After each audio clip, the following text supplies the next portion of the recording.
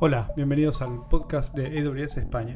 Con el afán un poco de acomodar las estrategias de comunicación, hoy nos toca reinventarnos y vamos a rebautizar el podcast. Así que desde ahora lo vamos a llamar Innovando con AWS. Así que vamos de nuevo. Bienvenidos al podcast Innovando con AWS, el podcast de Amazon Web Services dedicado a hispanoparlantes, donde hablamos de casos de uso de clientes, mejores prácticas en el cloud y servicios de AWS. Mi nombre es Rodrigo Asensio y soy tu anfitrión. Para seguir un poco con los cambios, hoy vamos a tener un capítulo doble. Tenemos a Albert Capdevila, Solutions Architect, que nos va a venir a contar sobre anuncios en el evento anual de Amazon Web Services re:Invent. Así que hoy vamos a charlar en el primer capítulo una serie de anuncios y en el capítulo posterior vamos a continuar con la conversación. Lo escuchamos. Bueno, hoy en nuestro séptimo episodio nos va a visitar Albert Capdevila, que es un Solutions Architect basado en Barcelona. Una de las áreas donde Albert se destaca y mucho es la parte de inteligencia artificial y machine learning.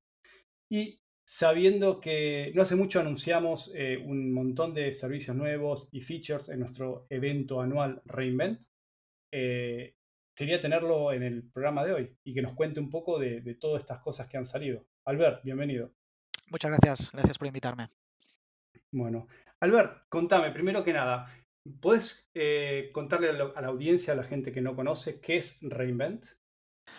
Sí, a ver, por un lado, Reinvent, una cosa es qué es y otra cosa es qué acostumbraba a ser, pues me atrevería a decir. Reinvent hasta el año pasado, pues era el típico gran evento que celebra AWS una vez al año, donde se centralizan gran parte de las novedades y a menos de los aspectos más relevantes que van a salir durante este año. Es el típico gran evento que se celebra en Las Vegas, que combina pues talleres, combina un montón de charlas, tanto de AWS como de clientes.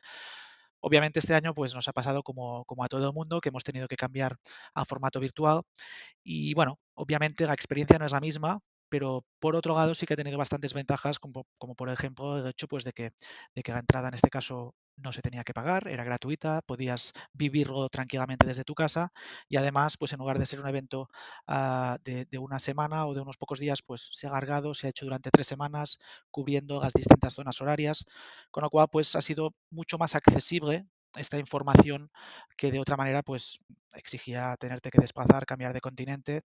Tranquilamente desde tu casa este año pues podías seguir todas las sesiones y ver las grandes novedades y cómo nuestros clientes pues utilizan los distintos servicios de AWS. Y todas estas sesiones están grabadas, así que las vamos a poner en las notas del show para que puedan acceder. Y esto al final, yo a veces que me quiero yo enterar de algún servicio y demás, siempre es este contenido mayoritariamente evergreen, ¿no? Que va a durar por siempre y también hay un montón de contenido en YouTube de todos los eventos anteriores y hay charlas, siempre charlas icónicas, ¿no? De lo que puede ser seguridad en Amazon Web Services y demás. Así que vamos a poner los links en las notas del show y así pueden acceder a ellas. Bueno, y metiéndonos un poco en el tema por el cual nos trae Alberto hoy acá, ¿no? ¿Me podrías contar un poco qué en general, cuáles son estas novedades que han salido en nuestro evento anual de re:Invent en el área de Machine Learning e Inteligencia Artificial? Ujú. A ver, es complicado responder a esta pregunta en menos de 20 minutos, porque la verdad es que me atrevería a decir que un gran porcentaje de lo que se ha anunciado, pues precisamente era del área de inteligencia artificial y machine learning. Al final es como en todos sitios, ¿no? Realmente todas las compañías están invirtiendo mucho en este tipo de proyectos, se están dando cuenta de los beneficios para el negocio que tienen este tipo de tecnologías. Pues obviamente nosotros al final no dejamos de definir nuestro portfolio de servicios en base a este feedback que nos dan los clientes, con lo cual pues muchísimas novedades han estado en este ámbito. Yo me atrevería a decir que básicamente muchas de las novedades ya hace tiempo que van en relación al hecho de que hay una disfunción ahora mismo en el mercado, en el sentido de que hay más demanda de científicos de datos en las compañías que científicos de datos existen. De hecho, es algo que siempre cuento de manera anecdótica, que yo empecé estudiando matemáticas. La nota de corte para entrar a la carrera era de un 4, o sea, simplemente que te considerasen apto para la universidad. Hoy en día la nota de corte creo que es de las más altas en todas las carreras y esto es porque realmente hay una demanda brutal de este tipo de perfiles, más del ámbito de matemáticas, etcétera, perfiles que sean capaces de trabajar con los algoritmos de bajo nivel asociados a Machine Learning. Y en ese sentido, pues existe esta disfunción. Entonces nos encontramos que todas las compañías o gran parte de ellas están empezando a hacer proyectos y ya no solamente empezando, sino están ya madurando sus iniciativas en el ámbito de Machine Learning y no hay suficiente gente ahí para dar soporte a estos proyectos. Con lo cual, muchas de las novedades que estamos sacando van precisamente en esta dirección, intentar minimizar este impacto que tiene esta disfunción actualmente en el mercado. Básicamente, con dos grandes iniciativas. La primera sería dar herramientas a los científicos de datos para que puedan centrarse más en las partes de lo que sería el pipeline de desarrollo de Machine Learning en las que pueden aportar valor.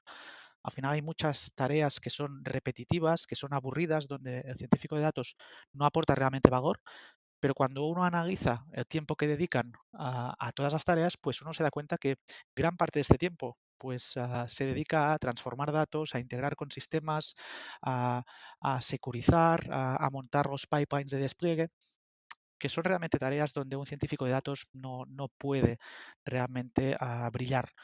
Entonces, en este sentido, pues se han sacado muchas features para precisamente ayudar al científico de datos a que en todas estas tareas pues las pueda hacer de manera más efectiva y más productiva.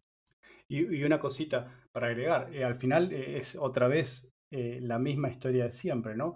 Es, pongo a mi gente a hacer todo, ¿sí? Y de ese todo que hacen en el día a día, solo una porción de ese todo es lo que realmente agrega valor, lo que realmente puede, yo qué sé, generar revenue en una compañía, ¿no? El resto de las cosas que son tareas repetitivas, de alguna manera, hay que tratar de evitarlas, ¿no? Y en ese caso, siempre, y si se escuchan el podcast, siempre hablamos de lo que son managed services y la ventaja de estos managed services, que asumo que acá es el mismo caso.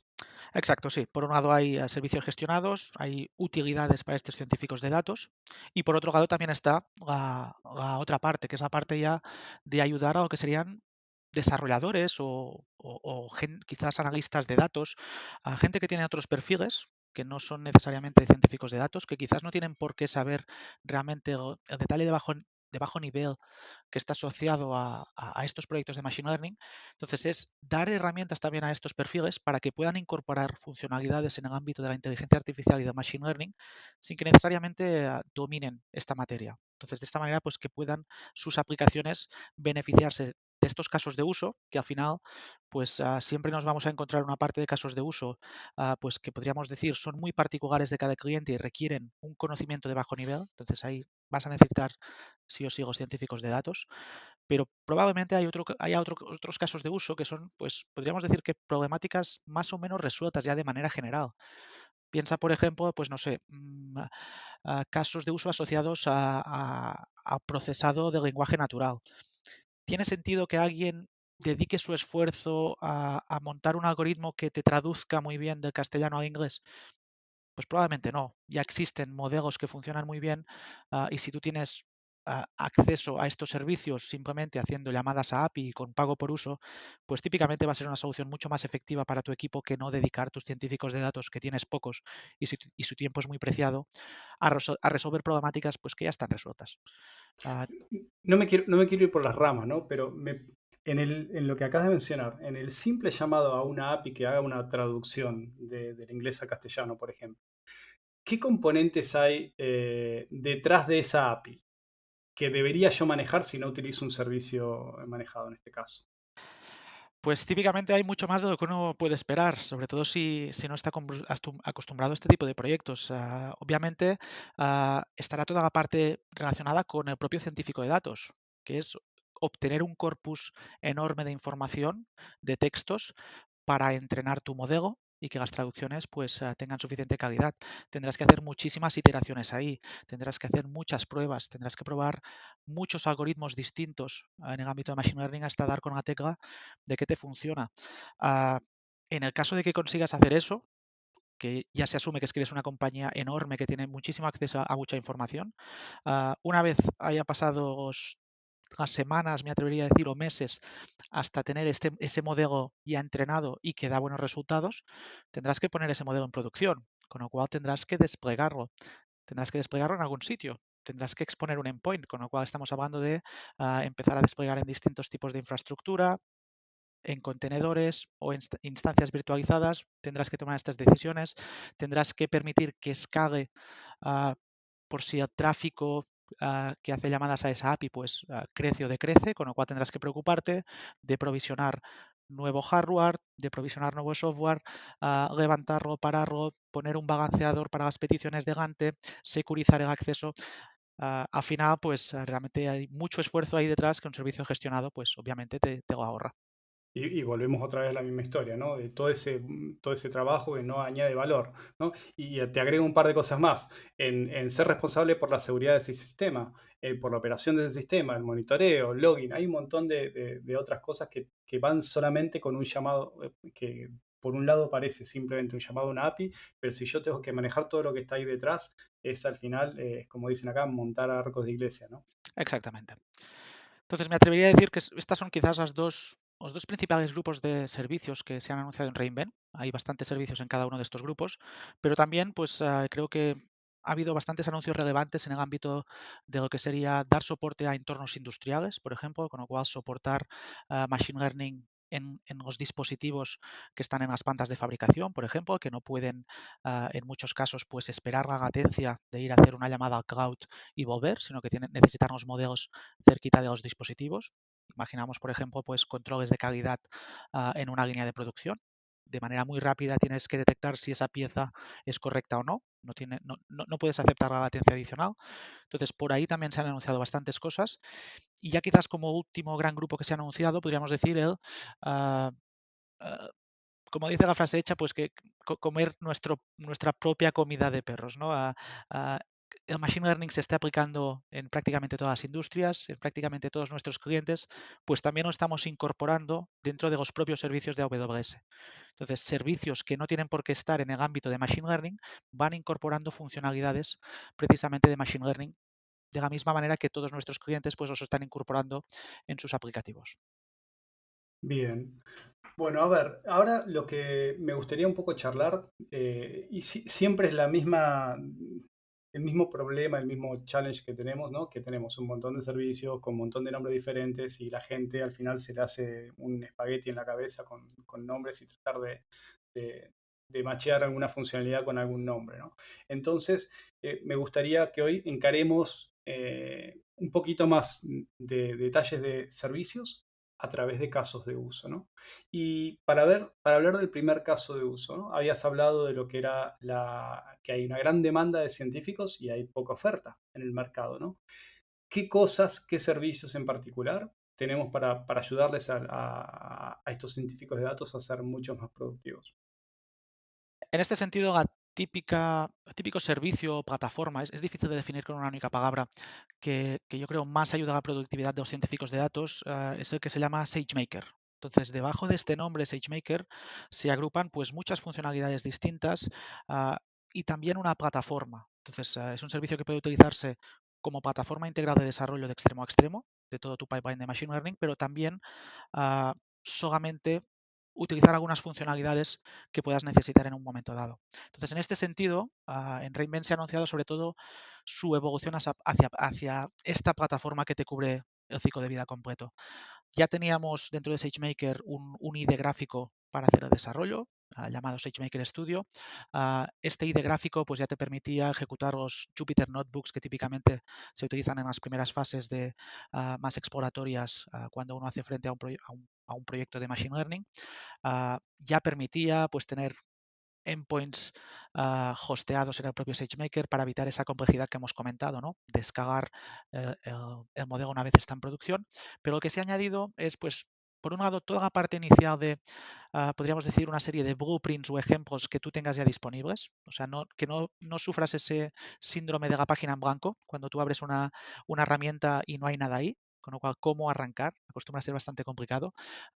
Ahí, pues, se ha anunciado SageMaker Jumpstart, que básicamente lo que es una serie, un recopilatorio de, por un lado, notebooks de ejemplo, por otro lado, soluciones que incluyen ya también otros componentes de otros servicios de AWS que podrían estar involucrados en un proyecto de extremo a extremo y en el que tú, en base a tu caso de uso, hay más de 15 casos de uso ya implementados, pues puedes simplemente seleccionar las plantillas que ya existen y que eso se haga base de tu proyecto de Machine Learning. Entonces, típicamente, pues si tienes un caso de uso, no sé, de predicción de revenue, pues directamente en Jumpstart buscas predicción de revenue y vas a ver todos los, podríamos decir, plantillas que ya existen, con lo cual ya incorporarán los típicos algoritmos que uno puede utilizar, etcétera. Entonces, no empiezas desde cero, sino que empiezas ya con algo existente en la propia plataforma. Luego también han habido muchos anuncios y muchas funcionalidades en lo que sería la fase de preparación de datos. En ese sentido, pues por ejemplo, SageMaker no contaba con ninguna herramienta gráfica para hacer esos pasos iniciales de transformación de datos, de data cleansing, ah, transformación o diagramación para entender cómo son tus datos, cómo correlacionan unos con los otros, los típicos gráficos que uno quizás utilizaría pues en base a librerías como Pandas o como Scikit-learn para hacer estas transformaciones, pues ahora dentro del nombre SageMaker Data Wrangler ya se incorpora este IDE gráfico, pues que te permite que tú cojas simplemente, veas cómo son tus datos, puedas aplicar transformaciones. Hay más de 250 transformaciones de ámbito de Machine Learning ya prefabricadas, con lo cual cosas como aplicar one-hot encoders, cosas como normalizar algunas features, pues ya están incluidas. Ah, todas estas features, que al final no dejan de ser las columnas de tus datos, que sabéis que se llaman features en el ámbito de Machine Learning, pues puedes también ya catalogarlas en SageMaker Feature Store, con lo cual esos proyectos en los que puede participar, puedes tener distintos equipos de desarrollo quizás que realmente tienen que trabajar con datos comunes, pues en lugar de cada vez tener que hacer esa transformación en base a los datos en crudo que tú puedes tener, pues que directamente los datos que ya se han transformado, ya se han limpiado, ya los tienes preparados para entrenar modelos de Machine Learning, pues tenerlos catalogados y accesibles por otros equipos, con lo cual, pues de esta manera también aceleras mucho ese proceso de desarrollo de estos modelos. Y en este sentido también pues se han introducido muchísimas mejoras en el ámbito de detectar biases, detectar clases que no estén bien balanceadas, con lo cual todo lo que sean ayudas para entender cómo son los datos. En este caso, el nombre en clave de esta feature se llama SageMaker Clarify, pues también se han incorporado. Entonces, la idea es un poco que todos estos pasos previos que típicamente son muy costosos, de trabajar con los datos antes de entrenar un modelo, pues tengas herramientas gráficas para entenderlos y para transformarlos. Y acá me gustaría por ahí enganchar una anécdota. En mi trabajo anterior éramos un equipo de desarrollo, el cual habíamos incorporado una data scientist, ¿no? Una científica de datos. Y al final vienen de otra escuela. No son desarrolladores, ni nosotros somos, ni los desarrolladores somos científicos de datos. Entonces había una gran desconexión, ¿no? Y si mal no recuerdo, estaba trabajando la científica de datos con PyTorch, que es un framework, ¿no? Para Machine Learning. Y nosotros teníamos que proveerle data, ¿no? Entonces nosotros de alguna manera hacíamos todo este data cleansing, ¿no? Toda esa limpieza de datos, la extracción, la limpieza de datos, que era súper costoso y también repetitivo, ¿no? Hasta que al final, después de la cuarta, quinta vez que lo hicimos, típicamente, obviamente quiero empezar a automatizar un poco. Y una vez que ella había tenido ya una serie de algoritmos y poder empezar a probar un poco el algoritmo y a empezar a hacer inferencias, había que ponerlo en producción. Y entre nosotros nos miramos y dijimos, ¿cómo ponemos esto en producción? ¿No? Entonces, uno tiene la típica mentalidad de, bueno, listo, pongo esto en un CI/CD de alguna manera. Y también el aprender eso, otra vez, también aprender una tecnología nueva, tratar a prueba y error, ¿no? De tratar de poner eso en producción. Un montón de tiempo. Es un proyecto que nos llevó por lo menos un año a tener algo mínimamente decente en producción. Bueno, a ver, vamos a pasar por ahí a otro caso de uso, que puede ser justamente esto, ¿no? No hay mucha oferta de científicos de datos, ¿no? Y tengo developers. ¿Cómo utilizo los developers para, de alguna manera, emular estos científicos de datos? Sí, exacto. Es el otro típico caso de uso que nos encontramos de esta disfunción. En este caso, obviamente, lo que hemos comentado antes, ¿no? Siempre habrá casos de uso en los que un científico de datos puede aportar su máximo valor. Entonces, ahí difícilmente un modelo ya preconstruido o preentrenado puede tener sentido. Pero sí que es verdad que para el resto de casos de uso realmente pues estamos sacando servicios que permiten implementar cosas muy diversas, desde detección de objetos en imágenes hasta procesado de lenguaje natural. Pues sabéis que al final estamos aprovechando todo el conocimiento que tiene el propio Amazon por el hecho de haber construido Alexa, pues para todo lo que hace referencia a este procesado, comprensión de texto, traducciones, transcripción, voz a texto, texto a voz, todos estos escenarios, tú puedes implementarlos de manera muy rápida, pues directamente utilizando algo que ya está preentrenado. Entonces, en este sentido, pues lo que hemos hecho en este Reinvent ha sido aumentar el catálogo de servicios de este ámbito. Por ejemplo, en el ámbito de lo que sería procesado de imágenes, ahí ya teníamos un servicio que se llama Recognition, pues que ya te permitía, ya tenía distintas APIs para interactuar con imágenes. Entonces, clasificación de imágenes. Dime si aquí aparece un gato o un perro. Detección de objetos dentro de una imagen. Pues dime si detectas coches y además con posibilidad de utilizar vídeo, no solamente imágenes estáticas, pues por ejemplo, dime si ves un coche y márcame el camino que está siguiendo el coche en esta imagen. Todo esto ya existía. Lo que hemos hecho ha sido añadir alguna API como puede ser precisamente la detección de medidas de protección personal, que es algo que está realmente muy demandado en la situación actual, con lo cual implementar casos de uso tipo, pues yo tengo una cámara en una oficina o en cualquier sitio y lo que quiero es ah, poner una alarma si alguien entra y no lleva mascarilla. Esto es un ejemplo claro de detección de medidas de protección personal. Ah, Pensando en entornos más industriales, pues asegurar que el personal lleva guantes, que el personal lleva casco. Todo eso, en lugar de tú tener que entrenar esos modelos para que el modelo sea capaz de entender qué es una persona con mascarilla o qué es una persona sin mascarilla, pues ya los tenemos preentrenados. Con lo cual, sin necesidad de ningún tipo de conocimiento, tú puedes enganchar ya tu aplicación para que tu streaming de vídeo directamente haga llamadas a esta API y directamente te diga, aquí hay 4 personas, 3 de ellas llevan mascarilla y una no lleva mascarilla, que yo creo que en los tiempos actuales ah, es una necesidad para muchas compañías. Luego tenemos también un servicio que me gusta especialmente, ah, más que servicio, funcionalidad, es que para estos servicios que al final ya tienen un modelo preentrenado, como podría ser pues esta detección de mascarillas, ah, al final siempre uno encuentra algún caso de uso que hace que no sea suficientemente general como para usarlo directamente. Entonces, estos servicios, y aquí ya depende en gran medida cada uno, pero van evolucionando también para permitir estrategias de lo que se llama transfer learning, que eso es, utilizo un modelo que ya está entrenado, que quizás ese modelo es capaz de detectarme objetos, pero yo lo que voy a hacer es reentrenar esa última capa del modelo, al final no deja de ser la última capa de una red neuronal, para que esos objetos que detectes sean exactamente los que yo quiero definir.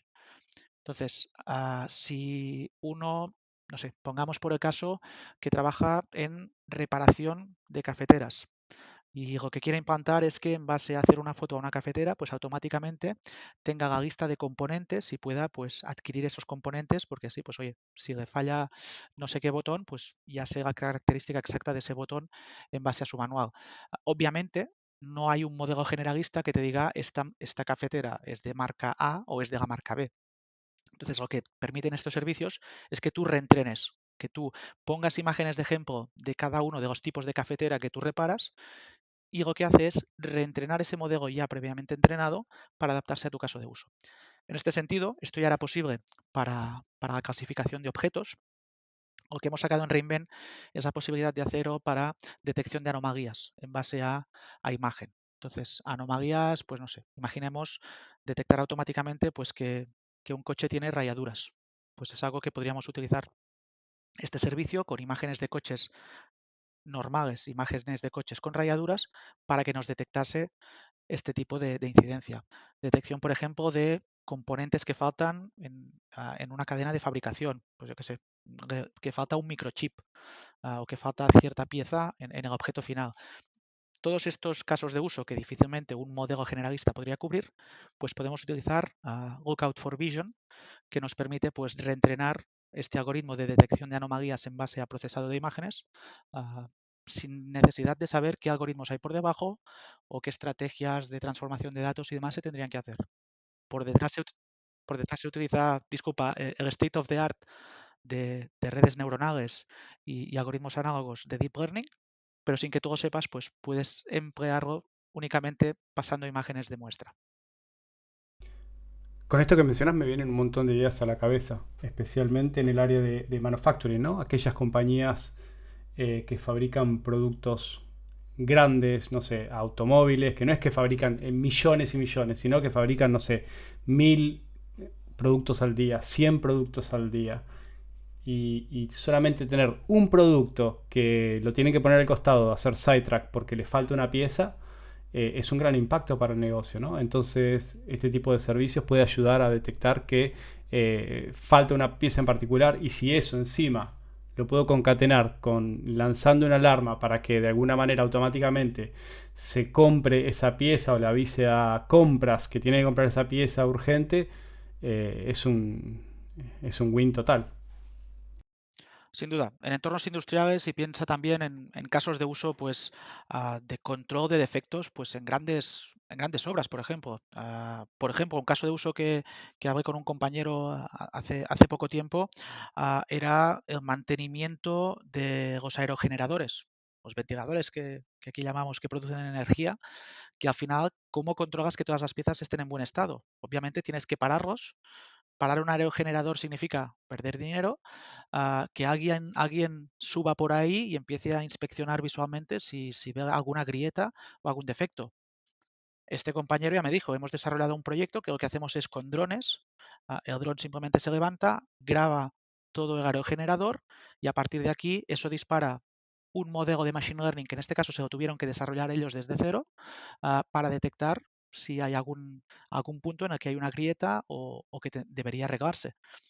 Con un servicio como Lookout for Vision, esto ya lo tienes hecho. Y lo único que tienes que hacer es enganchar ese vídeo con este servicio y entrenarlo con imágenes de aerogeneradores.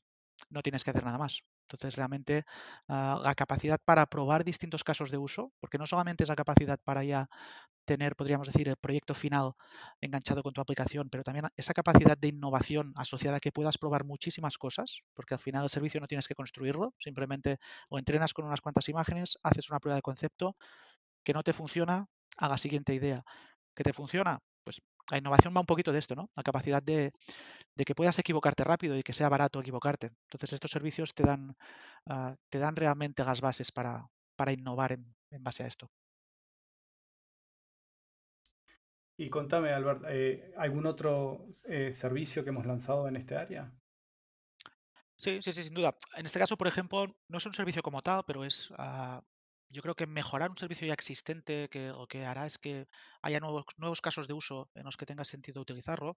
Es nuestro servicio gestionado de forecasting. Actualmente, pues ya existía un servicio. En este caso, por una vez no hemos puesto un nombre complicado. El servicio gestionado de forecasting se llama Amazon Forecast, con lo cual, por una vez, no complicamos más este tema con el nombre. Pues en este caso, este servicio actualmente ya te permitía, pues, para esos casos de uso en los que lo que tú quieres es, en base a datos temporales, sacar una predicción numérica, pues no sé, número de clientes que van a dejar de ser clientes. Ah, importe, importe previsto de mi actividad económica. Número de días que van a tardar mis clientes en pagarme. Cualquier cosa que podríamos decir que en el eje de las X ponemos el tiempo y en el eje de las Y, o sea, lo que queremos prever sea un valor numérico, al final es un problema que puede modelarse como un problema de forecasting y nuestro servicio gestionado, pues lo que te permitía ya ahora era que tú simplemente ah, incluyeras tus datasets de series temporales en el propio servicio, que le dieses al botón de entrena, eso se combinase con datasets que tiene el propio AWS para enriquecer ese modelo y que en este sentido directamente, sin tu necesidad de saber que por detrás se utiliza un algoritmo que se llama DeepAR+, o utiliza algoritmos más basados en estadística, o sin necesidad de que tú sepas pues, que el state of the art dice que las redes neuronales convolucionales pueden aplicarse a este tipo de problemáticas. O sea, todas estas frases pues, que un científico de datos conoce perfectamente y aplicaría en sus propios modelos, pero que alguien que es quizás un desarrollador avanzado pues se pierde un poco, sin necesidad de conocer todo esto, tú podías entrenar tu propio modelo de forecasting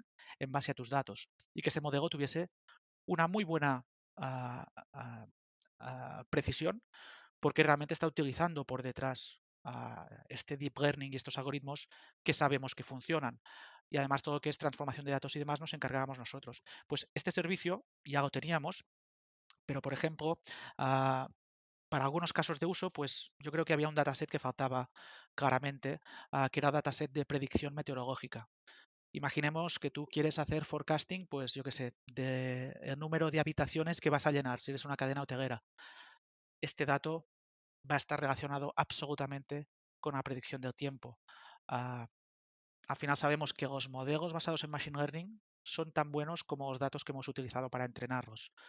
Pues ahora precisamente lo que hemos anunciado es que Amazon Forecast, nuestro servicio gestionado para desarrollar este tipo de modelos sin conocimiento previo, pues ya incorpora predicciones meteorológicas tanto para localizaciones de Estados Unidos como para localizaciones de Europa. Con lo cual yo creo que lo que hemos hecho ha sido ampliar el abanico de casos de uso en los que este servicio podría tener sentido. Sino que realmente no es que tengamos acceso a ese forecast, sino que lo que tenemos es acceso al dataset asociado a este forecast para que complemente nuestras predicciones en otro sentido. Quizás tu predicción es la que he comentado, pues el número de habitaciones que vas a llenar si eres un hotel. Automáticamente ese modelo ya va a tener en cuenta el dataset de forecasting que nosotros generamos. La cantidad de casos de uso nuevos que se pueden disparar desde acá es impresionante. Bueno, nos movemos un poco, vamos a la parte de datos, bases de datos, Data Warehouse. Tenemos algunas novedades en Redshift. Sí, sí, sí. En este caso, precisamente, quizás, o sea, forma parte de las ayudas que damos a lo que serían desarrolladores más o menos generalistas para aplicar Machine Learning. En este caso no es tanto un servicio que tú puedas llamar vía API y que ya te implemente un caso de uso final, como es el resto de servicios de los que hemos hablado, sino que en este caso es la posibilidad de que tú puedas entrenar cualquier tipo de modelo que se base en datos tabulares desde el propio Redshift. Redshift al final no deja de ser nuestro data warehouse, al final no deja de ser una base de datos relacional, con lo cual cuando uno interacciona con Redshift lo hace pues con lenguaje SQL. Si tú vienes de este mundo, más del mundo de transformación de datos, más del mundo del business intelligence tradicional, estás acostumbrado a trabajar con data marts, etcétera, ah, pues es muy probable que empieces a tener que afrontar también proyectos de machine learning, porque al final lo que son pues, tanto el BI tradicional como el machine learning tienen necesidad de nutrirse de gran cantidad de datos, con lo cual no terminan de ser primos hermanos. Y es muy habitual que veas que haya bastante retroalimentación entre los equipos de científicos de datos y los equipos de Business Intelligence. Entonces, para estos perfiles que vienen más del mundo de Business Intelligence y que tienen que empezar a hacer los primeros proyectos en el ámbito de Machine Learning, directamente hemos sacado la capacidad de, desde SQL, ser capaz de utilizar AutoML. AutoML es una funcionalidad que ya teníamos, estaba debajo del paraguas de SageMaker, que es esa plataforma que hemos comentado que ayuda a los científicos de datos a ser más productivos. Y básicamente lo que te permitía era, si tú tienes datos tabulares, para que nos entendamos, datos que tú puedas modelar en un CSV, en un fichero plano, tú puedes directamente utilizar una funcionalidad para que te entrene muchísimos modelos distintos, con distintos algoritmos, con distintas estrategias de transformación de datos, con distintos hiperparámetros, que al final son los hiperparámetros, esa manera que tienes de configurar más a bajo nivel un algoritmo de Machine Learning, y que eso automáticamente te generase muchísimos modelos distintos y te comprobase cuál es la fiabilidad de cada uno de estos modelos. Con lo cual tú simplemente escogías el mejor de estos y decías desplégamelo y ya está. O sea, podías aplicar estrategias para la definición de modelos de Machine Learning simplemente pasando unos datos y diciendo prueba muchas cosas y la que funcione mejor va a ser el modelo que voy a utilizar. Pero para hacer esto necesitabas entrar en SageMaker, que como hemos comentado es una plataforma más pensada para científicos de datos. Si tú vienes más del mundo de BI, lo que ahora puedes hacer, bueno, no ahora exactamente porque está en preview, es algo que hemos anunciado que estará en disponibilidad general durante este año, pero todavía no. Lo que puedes hacer es directamente desde SQL, o sea, desde tu entorno de data warehousing tradicional, decir, mira, toda esta información que tengo en estas tablas, en estas columnas, utilízala para entrenarme un algoritmo de Machine Learning que me permita predecir esta otra columna. Entonces, imagínate, tienes 4 tablas y simplemente dices, pues mira, este dato, este dato, este dato y este dato, quiero ver cómo me pueden ayudar a predecir este otro dato. Por detrás, esto te va a generar un job de AutoML de SageMaker que te va a entrenar un modelo. Este propio modelo tú podrás validarlo desde sintaxis SQL, con lo cual desde el propio Redshift.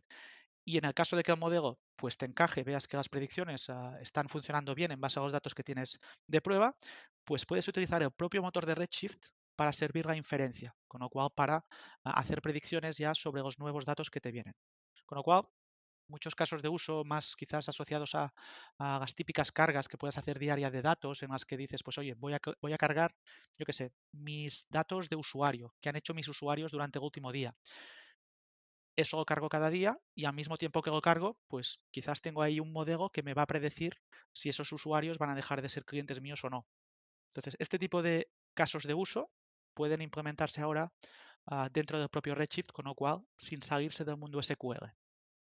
Bueno, muy amplio y Redshift es un producto clave, ¿no? El cual sigue creciendo con más y más features día a día. Bueno, Albert, nos faltan un montón de cosas para charlar. Creo que no nos va a dar el tiempo, pero quiero dos cosas, que me cuentes dos cosas. La primera es que me expliques para los mortales qué es una red neuronal. Ah, espero disponer de más de una hora para contarlo. Es de explicación para mortales, así que lo que tengas en un par de minutos. Lo sé, lo sé. A ver, básicamente, a ver, es complicado realmente porque incluso me atrevería a decir que o sea, hay partes de cómo funcionan las redes neuronales que ni tan siquiera se han demostrado matemáticamente porque funcionan. Entonces, básicamente, yo como cuento siempre es que es aplicar el pragmatismo absoluto a la hora de intentar buscar soluciones a un problema. Tradicionalmente, ¿cómo hemos hecho lo que sería los algoritmos que utilizamos en nuestro día a día de desarrollo? Pues básicamente son algoritmos basados en reglas. Todo lo que haces es definir una serie de reglas. Si pasa A, haz B. Si hace sol, voy a ir a la playa. Si no hace sol, me voy a quedar en casa. Entonces, esto es una serie de reglas que tú especificas, que tú podríamos decir hardcodeas en tu aplicación. Por contra, lo que se detectó a medida que ah, pues las personas adquiríamos conocimiento sobre cómo funciona intrínsecamente nuestro cerebro, es que hay otras maneras de llegar a estas conclusiones. En lugar de que sean en base a reglas que tú defines, que sea en base a reglas que se infieren porque tú antes has dado muchos ejemplos de qué es lo que haces típicamente cuando haces o cuando no haces O. Con lo cual, en lugar de tener el típico algoritmo en el que tú, en base a unos datos de entrada, tú defines unas reglas y obtienes unos datos de salida, te vas a un modelo al que tú lo que haces es dar muchos datos de entrada y muchos datos de salida y el algoritmo se autogenera. Al final no dejan de pues autoconfigurarse por detrás lo que serían pues funciones matemáticas que te hacen en base a regresiones no lineales, pues te implementan matemáticamente pues este proceso de aprender en base a la experiencia, pero no deja de ser eso. No deja de ser si yo lo que he visto hasta ahora es que siempre que haces sol tú te vas a la playa, si mañana me dices que haces sol, yo te voy a decir, te vas a ir a la playa. Bueno, muy buena explicación y muy concisa. Bueno, y mi última pregunta es, de los servicios de Amazon Web Services, ¿cuál es tu servicio favorito y por qué? Del ámbito de Machine Learning Del ámbito que o quieras. de cualquiera. Bueno, casi que en la sesión de hoy pues tendría que sacar el de Machine Learning, ¿no? Yo diría que mi favorito, y aquí todos los científicos de datos se van a llevar las manos a la cabeza, pero yo creo que es Recognition, porque realmente creo que las aplicaciones son casi infinitas. Realmente hay muchos casos de uso en los que necesitamos sacar conclusiones en base a imágenes. Estamos en una sociedad visual, con lo cual las aplicaciones son visuales, con lo cual pues realmente esta necesidad existe. Y la capacidad que hay ahora con Recognition Custom Labels de, pues, por ejemplo, hacer una detección de objetos en base a datos que tú ofreces para reentrenar esa red neuronal, me parece que realmente te permite probar muchísimas cosas. Te permite probar muchos casos de uso y yo creo que puede tener realmente veremos muchos clientes que están utilizando este servicio ahora que se puede personalizar.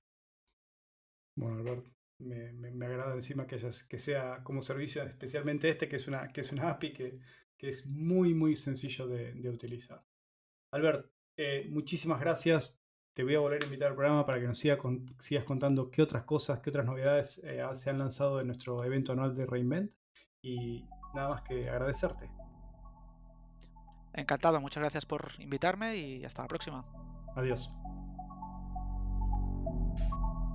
Y esto fue todo para este episodio de Innovando con AWS. Muchas gracias. Hasta la próxima.